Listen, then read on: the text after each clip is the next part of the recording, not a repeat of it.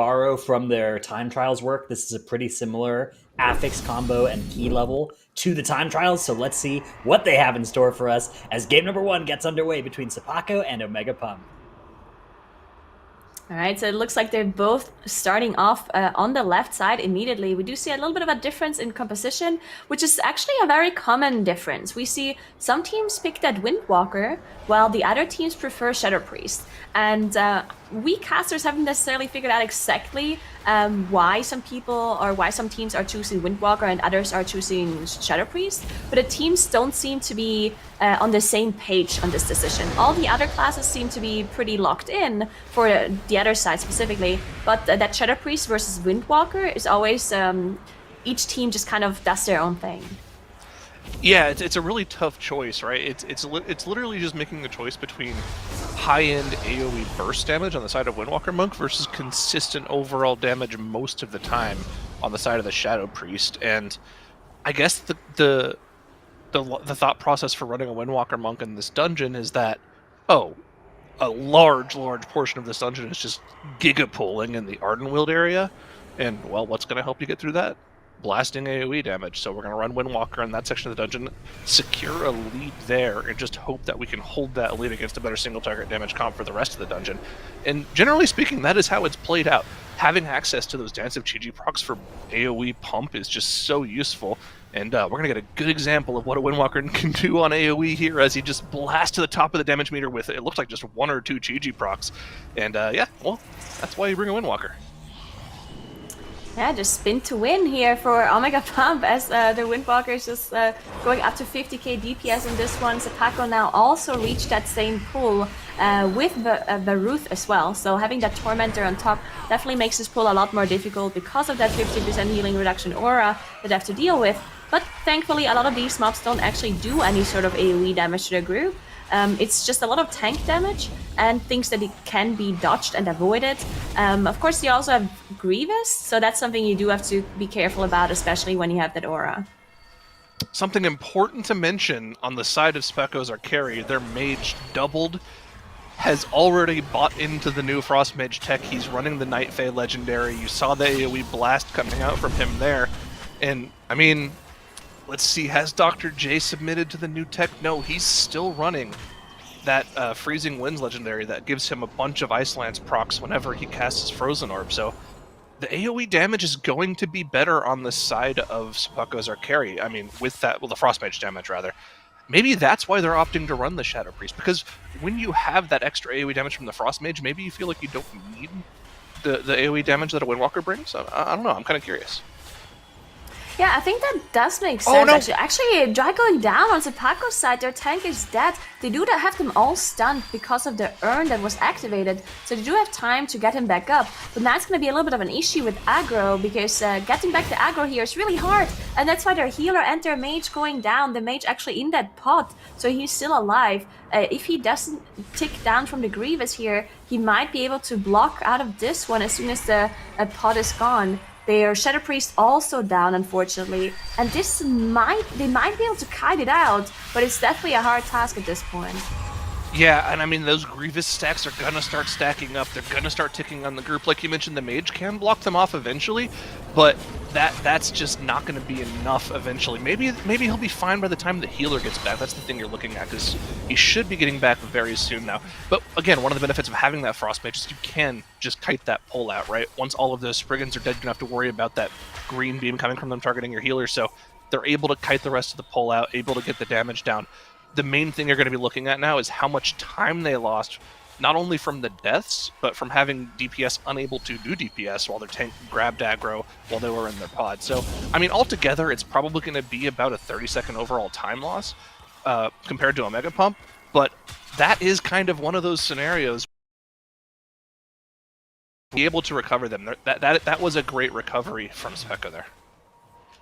Yeah, I agree. Not having a full team wipe there and not needing to reset the pool definitely is the best of a bad situation. Omega Pump, though, not having any issues on their side as they're moving on, dealing with this hatchling first, and now they're pulling the rest of the trash, probably on top of Sayaxa here, all the way down to that boss area. you can see there's a bunch of inspired mobs as well on the way, so they won't be able to see any of those mobs. Thankfully, there's no cast they need to interrupt on these mobs, so that's going to be no problem, but you can't really help the tank out with kiting or Ring of Peace or anything like that, so you need to focus down those inspired mobs first before that is possible, and they're also going to be committing a lot of their offensive cooldowns for this too. Oh yeah, they've got the Bloodlust ready, the Ashen Hollow is down, the wings are popped, Mode is going to help pump this trash down. Now the main thing here is I want to see how much damage they're going to let the Windwalker do here. Okay, he's going to do all the damage. They're just not going to worry about funneling damage whatsoever. He just blasted it down, getting Chi-Chi procs like crazy, just shooting up to over 100k DPS. And honestly, I wonder if that's kind of detrimental to them, right? Because they would love to have these mobs alive for just a little bit longer to let the Frost Mage and let the Rogue funnel a little bit, but if you're going to get the boss to 40% over the course of like 15 seconds, that's probably fine too.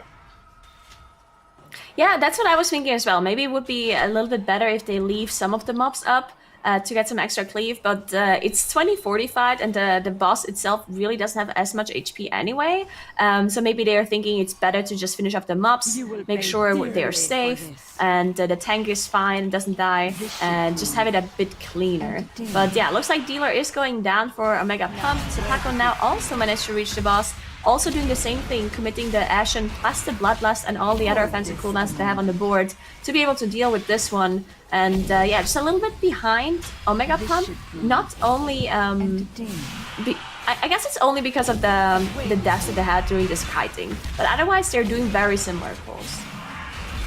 Yeah, and I mean, this is that advantage that we talked about earlier, right?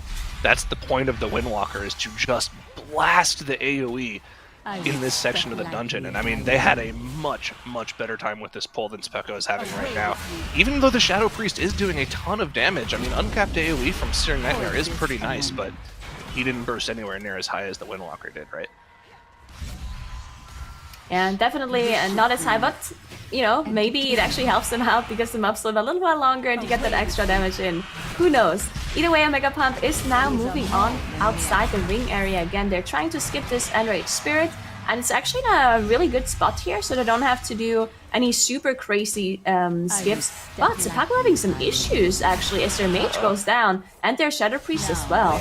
They don't have a Battle Res available, so they're gonna have to finish this off with only 1 damage deal alive. It should be doable, but it's definitely gonna be a bit tough because you have that lightning debuff that they have to juggle perfectly now between those 3 players, and definitely can't lose anyone else, and it's gonna take them a while, even though it is only on 14%. Yeah, I mean, this is just a huge, huge time loss, and in the time that they're going to spend finishing off the rest of this boss, Omega Pump is just going to widen that gap even further, going for this pull that we've seen so many teams go for and pull off successfully. You know the drill by now. Dental Drill in the corner, wait for it to haywire, Rogue cloaks and starts pumping it as much as possible. While that's casting its haywire, everyone funnels in, starts blasting AoE, and the idea is to kill the Dental Drill before his next haywire cast here. Looks like they're not going to have any issues with that whatsoever. Even though it started the cast, it's not going to get the channel off. And then once that's dead, the rest of the pull is pretty simple. Just blast the AoE, make sure you don't take too much damage from any of those casts from the clients, and it looks like they're doing a great job of it. Yeah, unfortunately Cepako lost 2 more players there at the very end, but the Vengeance Demon Hunter was being the hero, finished off the boss, and then all the other players were able to release. So again, saved a pull, managed to not full wipe, but still up to 7 deaths at this point, so a 35-second penalty, which is really hard to overcome, especially since Omega Pump is already ahead without that time loss as well. So looking at the Omega Pump to do the skip here, looks like Mode is the one clicking that engineering button to make sure the slimes disappear, and I do believe we saw them commit their Ashen for this pull last time, if I remember correctly. They were just popping it for these Lubricators and for these Sentinels. Yep, there it is. You called it right on the dot, just popping the naked Ashen, no wings to go with it whatsoever here, just having the pulsing damage from the Ashen going off here. So, yeah, I mean, it's definitely a tempo play, right? If you pop it here, you'll have it up, I believe, for the big hallway pull in Hakar's wing, or maybe even the pull before that. So it makes sense to get 2 unoptimal usages of it versus 1 extremely good single target option on the Mana Storms here.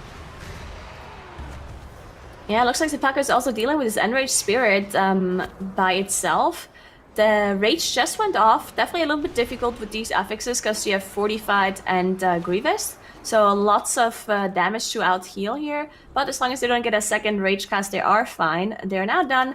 Let's see what they do with these Warlords and Raptors and Bone Soldiers. We've seen a bunch of different struts. Looks like Cepako is just dealing with it like that. No pulling to the side, no skipping, anything like that, so just dealing with it raw. While Omega Pump is now dealing with the Mana Storms. That boss can be decently dangerous with Grievous mainly, but the other affix is not really making this boss harder. Yeah, I mean, this is essentially just a target dummy for the most part for most of our top-end teams. If it's on Tyrannical, it's another story entirely, because tanks can start taking a lot of damage whenever Maleficent is down. But right now, it's just kind of a sort of, what's the game I'm thinking of? Like a whack-a-mole game of making sure you take turns soaking the crystals, pretty much. Also, actually, if they push Millhouse here to 10%... Huh, did they actually push that? I can't tell. There's the 10% push, so I wonder if they're just going to have Maleficent down the entire time. That means they're going to have to deal with that rocket aerial chicken barrage. I think that's is that what it's called? Something but like of course that, that was nerfed a lot, so it shouldn't do lethal damage to the group. But there is going to be a moment at some point later in this phase where they do have to worry about that damage, and it can do a lot to them. Yeah, that's actually interesting. I do think it is a decent time save to finish off Millhouse, because then you don't have another phase switch. But yeah, it can be dangerous. You also have Grievous, right? It does ticking damage, and I guess you could just like commit your defensives for it in return of a time gain. But we'll see how they do. The boss is gonna cast that in just a second. They don't have the Shadow Fury, so they can't interrupt it. You see there's a bunch of defensives available, but you can see everyone's dropping incredibly low. Jay is using his Ice Block to survive. Moat is bubbling as well, and Maystan is now cloaking after the cast again. over? Oh no, at the very There it end. is. Yeah, there it is. Wow. I got the words right, just in the wrong order. Close enough. Close enough. I mean, that's just that one spell that you're supposed to interrupt with a stun, but if you've already killed Millhouse, you don't get the stun, so you just have to sit there and eat the damage to the face. And if you're not prepared for it, as you saw there, it can do a lot of overtime group damage that your healer really doesn't want to deal with. You're like, hey guys, I'm the Holy Paladin. I want to hit the boss, not heal you. But unfortunately, they just had too much damage. Yeah, very unfortunate when you just have too much damage. as you're moving on now, skipping those Warlords again, it looks like. So they're jumping off to the side, making sure no one's going too close and aggroing them.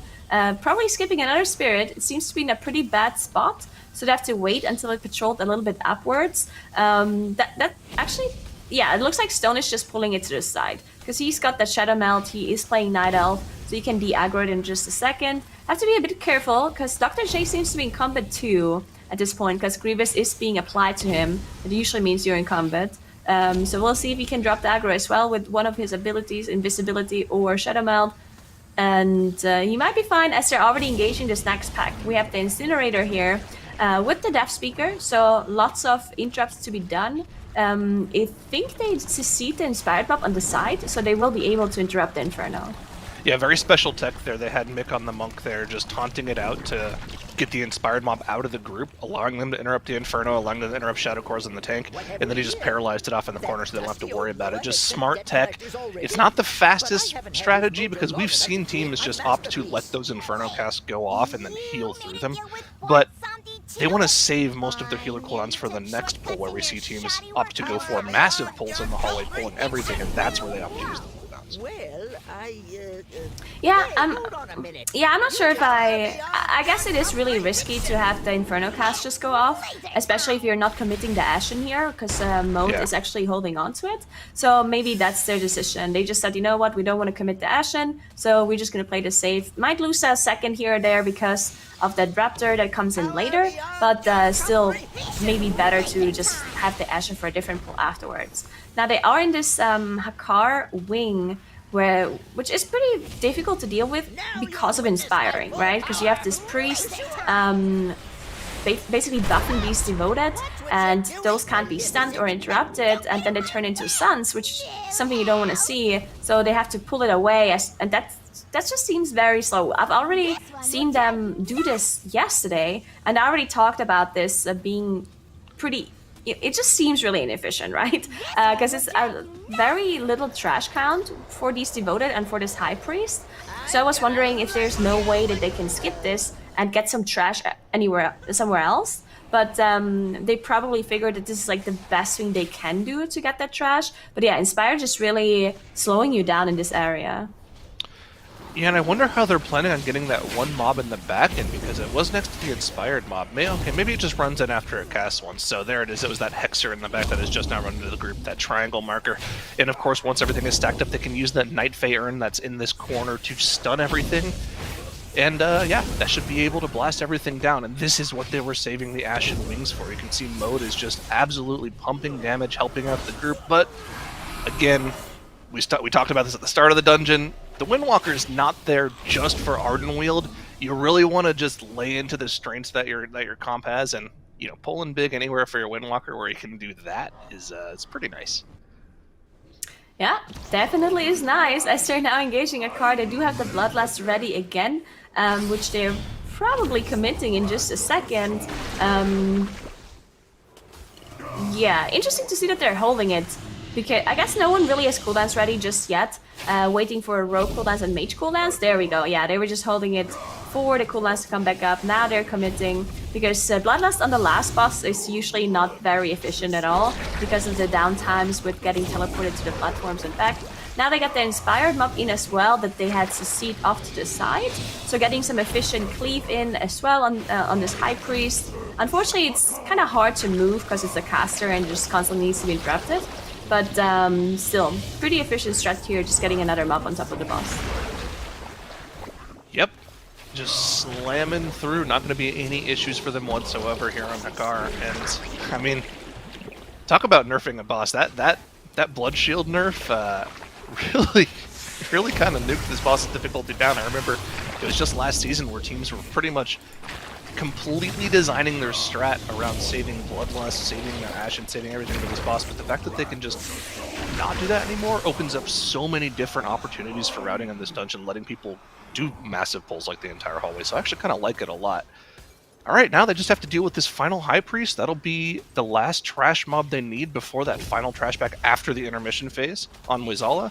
And they're going to be home free. I mean, Omega Pump is looking incredibly strong in this dungeon. And if we were to compare them to the fastest times in DOS we've seen this weekend, let's see. I think the fastest time we had was actually them earlier on this weekend. Was their 21:18. So let's see if they can beat that here. Yeah, and I just saw that 2 of their damage dealers did go for that necrotic wound anima power too from the tormentors, so they did reduce the shield even further, that blood shield from Hakar, making sure that it doesn't go too big, they're not losing too much damage DPSing through that. So really smart there as well, as they're now moving on to the last boss, that 8% trash that they still need to do for the 100%. That's gonna be on that platform they get teleported to after the first intermission, so after the first visages are killed. So they're gonna have that haste buff, and they're just gonna be AoEing it down while killing the boss at the same time. Of course, it's decently dangerous because they have those 2 Tormentor debuffs, the slow and also the physical damage increase. But yeah, I mean, we've seen some other teams struggle. We've seen Complexity struggle on this boss. I mean, I guess they only struggled because their rope was down, but still, there's still some things that can go wrong here, especially because the Enraged Spirits are still patrolling on the sides. So if it's like a really bad timing, then it might force you off the Visage and you might not be able to finish it off. Yeah, exactly. I mean, that is one of the major issues with, I think, Frostmage over any of the other potential things here, right? Frostmage doesn't really have a whole lot going for it in terms of like single target burst over 20 seconds, which is what that intermission phase is exactly. So they need a little bit of good RNG with Brain Freeze proc, so let's see if they're able to pull that off here. Fortunately, it's fortified, it's on one of the lower key levels we have in the MDI set, so it shouldn't be too big of an issue unless like Dr. J just randomly dies. But it's happened before in the MDI. We've had people unable to solo their intermission ad, so let's keep an eye out here. Hopefully they can get them all down. Keep an eye on Dr. J slinging those lances.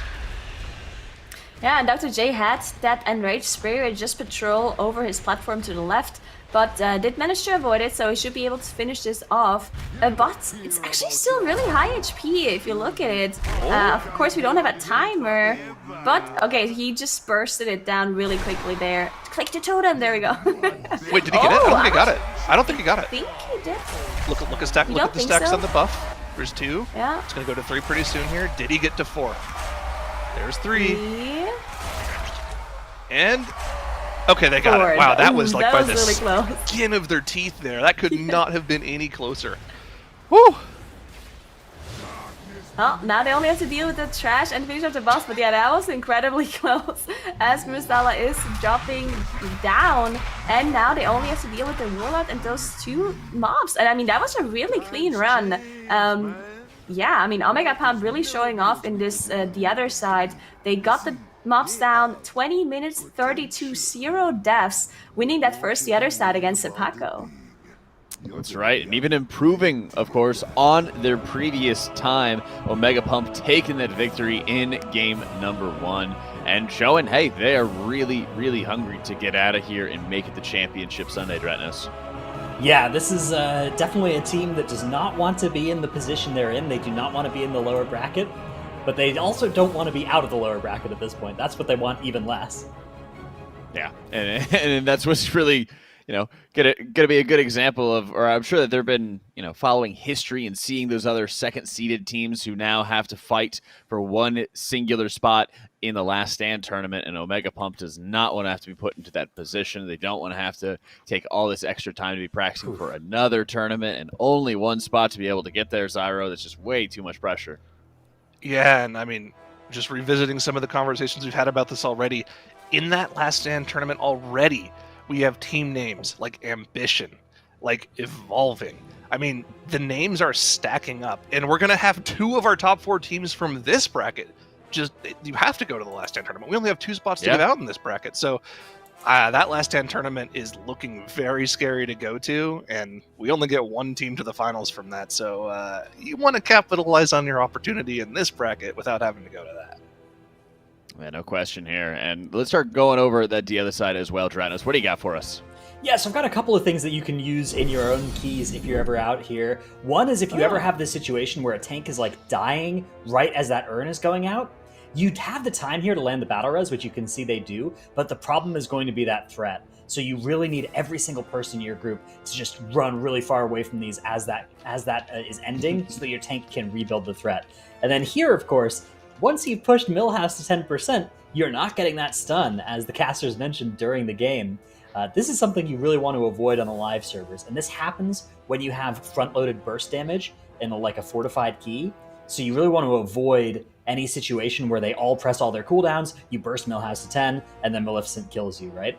And then, of course, there we can see that channel just finishing as Dr. J gets yoinked over. That's an example of perfectly calculated Dr. Genius mathematics there, right? He identified every single amount of globals that he would have to put into that thing and saved just the perfect amount of damage for it. Because, of course, any more damage than that would have just been wasted, right? And that could have been damage put into the boss there. So just another example of the top caliber gameplay that we have going on here.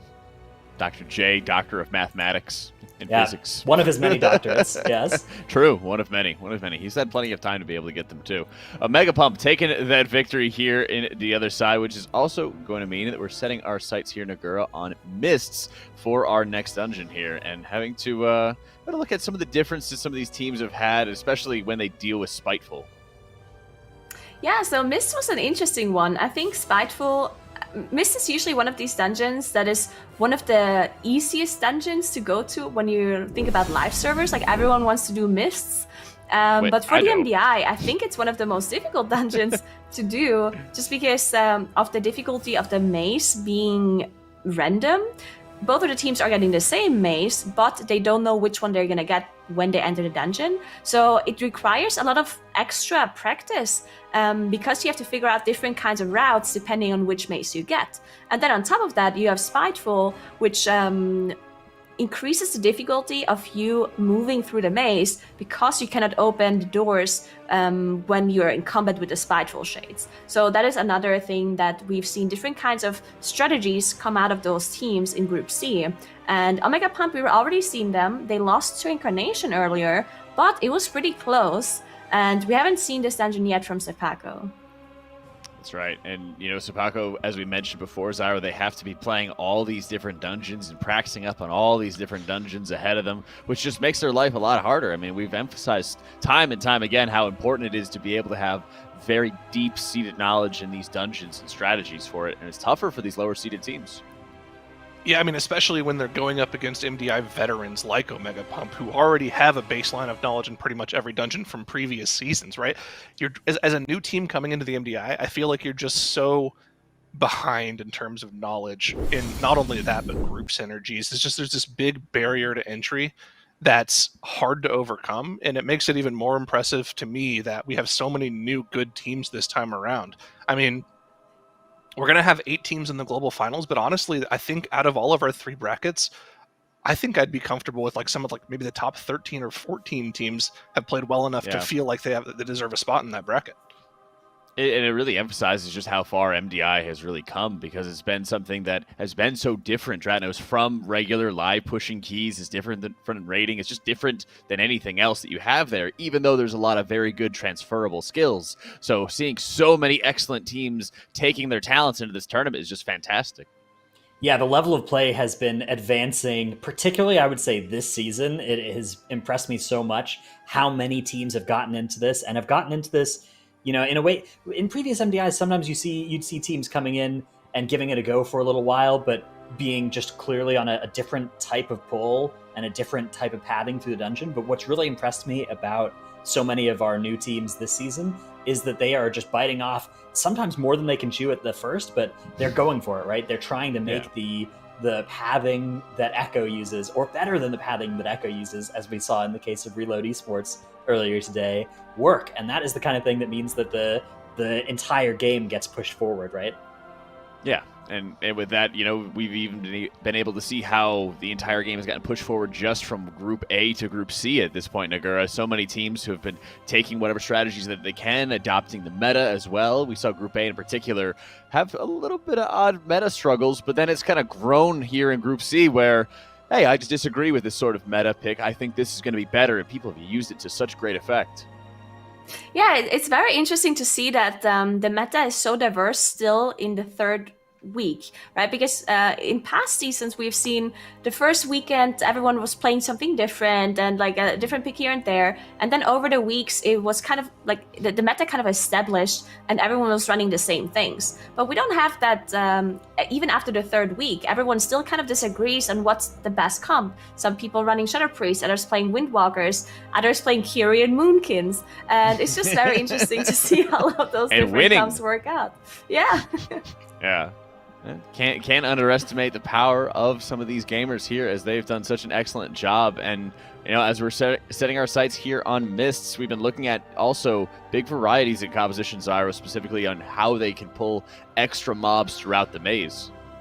Yeah, and I mean, this is a dungeon earlier today that we saw Omega Pump just barely lose to Incarnation in, right? I mean, we have a spreadsheet that Nagura has set up for us all to kind of draw notes from, and I'm looking at it right now. It says, 1 death, lost to Incarnation. I mean, how bad can you feel about a loss if you only have 1 death? I mean, honestly, I think if Incarnation didn't manage to pull off that phase skip on Mistcaller, Omega Pump could have taken that map and put them into a game 3. So I feel like, you still have to have Omega Pump at a massive advantage in this dungeon. They had a good strat, they had a fast time, but I'm interested to see if they've figured out any of the Mistcaller tech.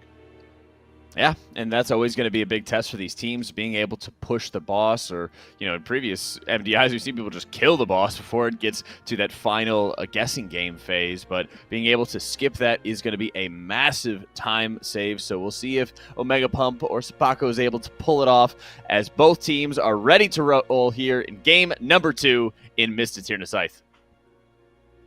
All right, so let's look at the comps that the teams are running. There it is, another Moonkin on Cepako's side. Pulling off the Moonkin. I somehow doubt that he's playing Kyrian as well, but I'm going to check in just a second. Is it Kyrian? It is possible, because I was thinking about Benthir Moonkin being really good for, the first boss push. Also really good at skipping that last guessing game on the second boss as well. Mm-hmm. But whenever your cooldowns are down, you're just going to be so weak. And that is a big problem in the MDI. So that's why Kyrian might actually just be, the play for MDI style keys, because you're going to have more cooldowns more frequently with that Empower Bond.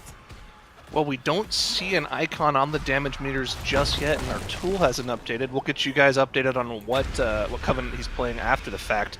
But as we go in, I mean, the Boomkin, we talked about this in the match earlier today. It's not that surprising of a pick in this dungeon. We saw it a lot last season. It's incredibly good for bursting the first boss, like you just mentioned. But the problem is, when you run that Moonkin in this dungeon, you don't have any surefire ways of constantly getting trash through the zones. And scary moment there for both teams. Omega Pump just dropping low to that Bow Breaker AoE, but they're all able to get in there, click those mushrooms, full heal themselves. Gonna be clean. Not out of the woods for Cepako, though. The ticking damage coming from Incinerator. They're also gonna go for the mushroom tech. Remember, clicking on that mushroom full heals you. Instantly get rid of the Grievous. Love to see both teams using and abusing those dungeon mechanics. Yes, unfortunately, the Druid going down there because the Inferno cast went through from this Incinerator. Everyone else just barely managed to survive, but Moonkin had to run back. That's the only reason why he's below the tank on DPS, I promise you. But I just checked out, and it looks like he is playing Venthyr, so definitely just holding on to those cooldowns, right? Again, Venthyr Moonkin really weak outside of cooldowns. But whenever those cooldowns are running, then you're going to see huge DPS numbers. So I don't have a doubt in my mind that Cepako is going to be one facing that boss. Well, unless they're somehow mistiming their Venthyr cooldowns. But Omega Pump, they're already done with all of this trash, and they're already onto the boss. They're focusing down the Droman, and they are running this full physical damage composition with the Prod Warrior, the Hunter, the Windwalker, and the Rogue.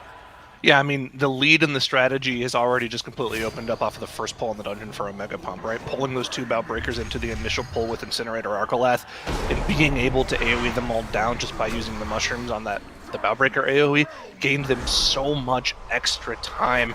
Maesting got hit by a couple of those AoEs on the Fear there, that he's going to be totally fine, didn't even proc the cheat death, and here we go. The Bloodlust has been popped for Omega Pump as they're about to phase Ingermalik into his damage amplification phase, and as we saw earlier today, this should be a clean, easy one phase. They were able to get it down into the single-digit percentages last time around. Let's see if they're able to do it here.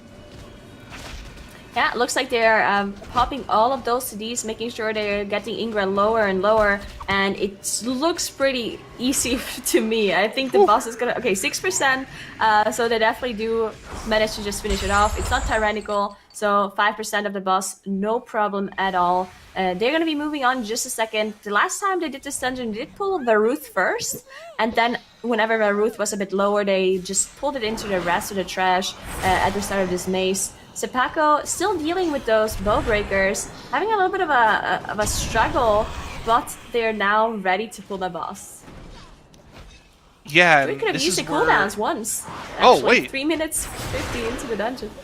Wait, yeah, that's really unfortunate. And also the other really important thing to look at here is Cepako his Ashen is still not up for another 35 seconds. Right, so unless they actually sit here and wait for 35 seconds for that Ashen to come up for the first damage amp, they're gonna have issues with that burst.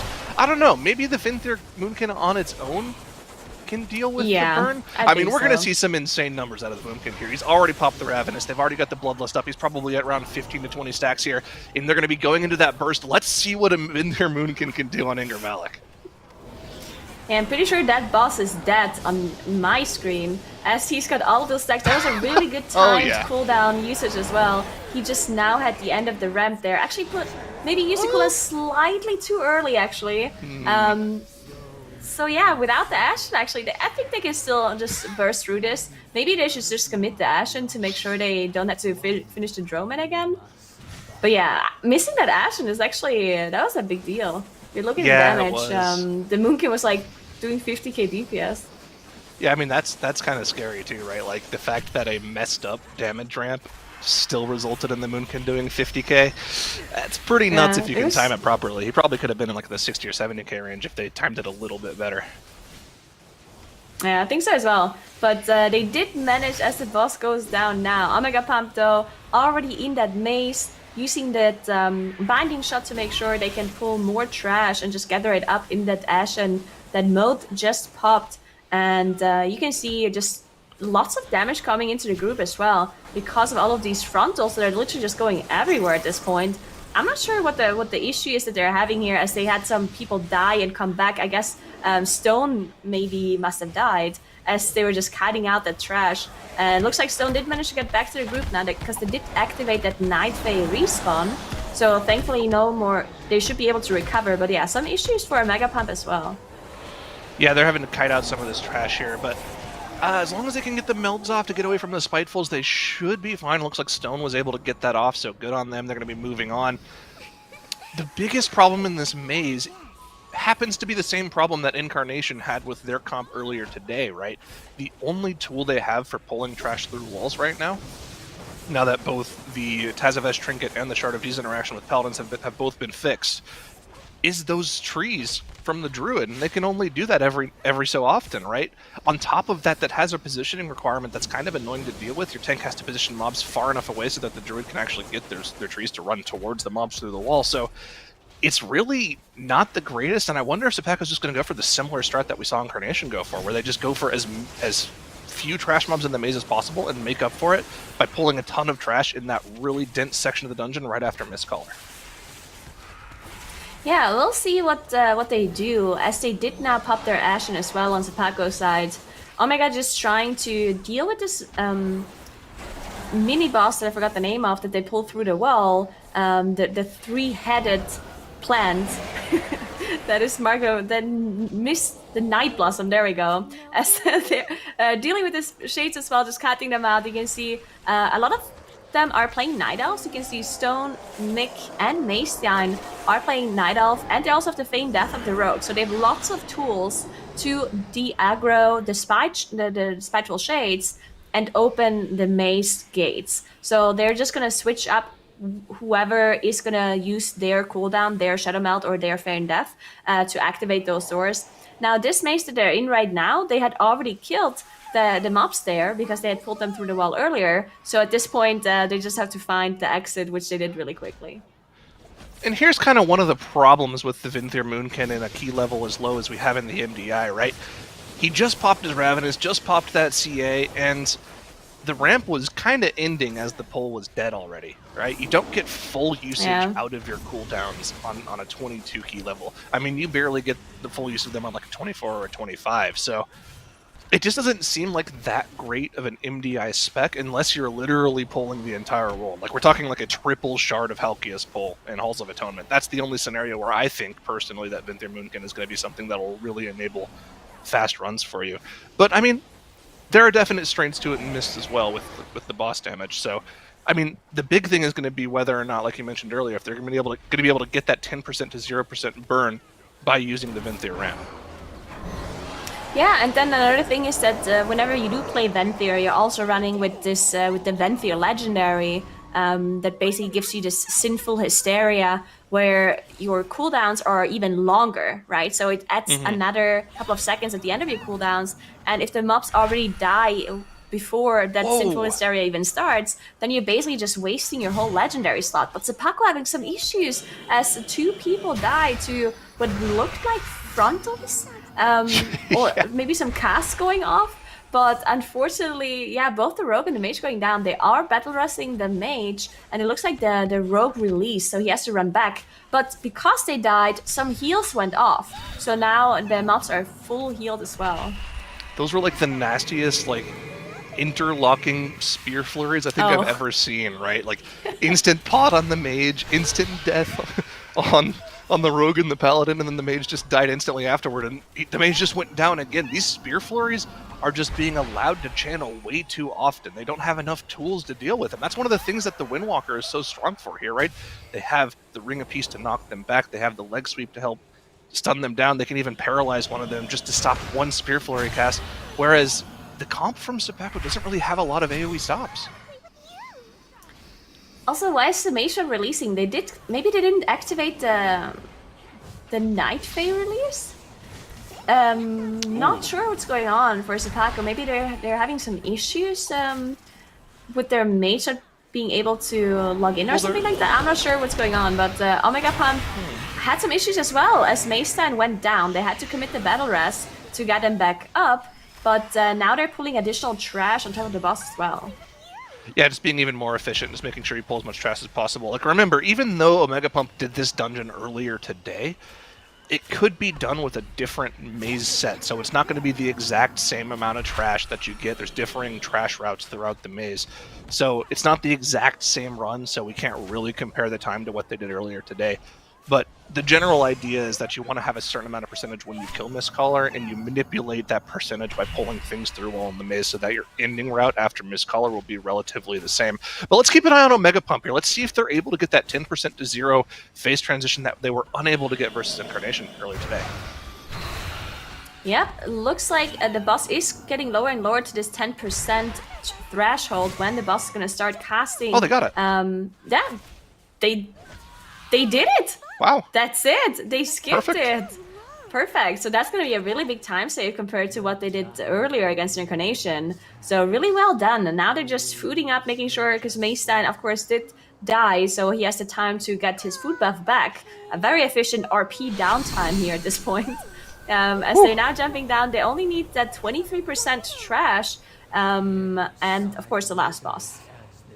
Yeah, exactly. And if they're going to go for that similar strategy to what they saw earlier today, they're going to do a big, I believe, like a triple pull here, and then after the triple pull, they'll pull that one trash pack into the last boss, I believe, later on. They don't pull it right away at the start. That's what they did earlier today. I wonder if they've potentially changed their routing between then and now, though. So, trying to further improve upon their strategy because they know they lost to Incarnation, because they know that if both teams were to play each other again, that their old strategy wouldn't be enough. Yeah, and I mean, what a huge pull this one is. See, there's lots of casts that need to be interrupted on this one, and lots of damage going out on the group as well with all of those spit casts on everybody. So need to make sure everything is being dealt with properly, and the Grievous being healed as well. A lot of defensives are being used to make sure they are surviving here, not stacking up with those circles as well. You see all of the staghorns are being marked, so all of them are going to be interrupted properly. Otherwise, it is a pretty big problem if those heals or the shields go off. So don't want to have any of that happen. And you see the Reavers are CC'd in the back by a trap from Dr. J on the Hunter. So they don't need those Reavers into that pack apparently. They just don't need the extra percentage. Yeah, exactly. I believe this puts them at somewhere in the high 80s. I believe. Let's see, is it 86? It might be a little bit lower than that. Again, might be a little bit of a difference based on the maze trash. 85 should be plenty. They can always pull a couple of those Hornets afterwards if they really need the extra trash percentage. Let's see if they go for the similar strategy early on today. I thought it was a little weird that they opted to not pull any of the trash into the boss. And yeah, they're doing that on purpose. They're shrouding past this trash. Something that we've seen from pretty much every other high-end team is they really like pulling this trash on top of the boss right at the start so they can get that efficient AoE damage off. But maybe they're just waiting until they get the Ashen Wings up before they bother doing that, so they don't have any potential chance of dying whatsoever. Yeah, I think that that's not a bad idea, right? Because you can just delay your Bloodlust, wait for the Ashen to come back up, and then you can pull stuff in. It's interesting to me that Maystein just used his Shadow Blades here before the last comes up, because all of the cooldowns are basically just aligned with the Ashen. You can see the True Shot comes up kind of at the same time as the Ashen, and then also the Windwalker cooldowns as well. So a little bit of a disalignment here of the cooldowns by the Rogue, but otherwise everything should be up in just a second, and then the Bloodlust is going to be used, and this boss is just going to be melting. Unless they're saving it for the trash pull afterwards, that's also possible. Yeah, that could be 45, so real possibility. Yeah, so one of the other strategies we saw, I believe, earlier last season is after Tredova went down, one of the teams pulled both trash packs, one trash pack from the left side, one trash pack from the right side, and pulled everything in on top of each other. But no, Omega Pump going right in now. They have the Bloodlust, they have the Ashen available. The trash has been misdirected into the boss by Dr. J, straight to stone. It is going to be in that Ashen, and they're going to be pumping down the boss damage here. Remember, that is a damage gain on single target for pretty much everyone in the group, be it through trick shots, through the focus damage out of the Rogue, and of course the spinning crank kick stacks on the Monk. So we got a nice little burst of boss damage there when that trash came in, and that's going to be Tredova going down. It's not going to be over just yet when the boss dies. They still have to get that extra trash percentage on the board, but they have a lot of freshly available trash just to the side of the boss here right after it goes down. Yeah, boss about to go down. They do have all of their cooldowns down, so this last trash pull might be a bit difficult because no one's really got any cooldowns. So they need to make sure they're definitely properly interrupting all of those casts that are going through. I need to make sure that everything is being dealt with properly because this might just take a while for them to finish off without any offensives ready. Yeah, and if I remember correctly, this trash pull is exactly 8%. Might be wrong off the top of my head, but I think let's so, see yeah. if they pull this off. They might have to pull one of those patrolling hornets as well. Actually, do they have one in right now? I don't think they do. They could have also pulled the far pack. I didn't see if they pulled that either. Kind of behind the screen at the top. It looks like they have enough trash here though. Yeah, definitely looks like they have enough as they finish off some of the lower HP mobs. Just have those 2 staghorns left that they have to deal with. One there it interrupt, unfortunately, not going. Oh, there it is. 100% trash. They are done, and they're gonna be the ones advancing here. Omega Pump winning against Cepako, and Cepako unfortunately gonna be eliminated. That's right. The Omega Pump Revenge Tour begins here in taking this series, sending Cepako home, and, getting Omega Pump into Championship Sunday on this one, Dranos. Incredibly impressive that they're able to, continue to be able to improve and make sure as well, and notable to mention, in that getting Mist Caller pushed without having to worry about the guessing game at the very end. That was extremely good. Definitely some signs of brilliance here from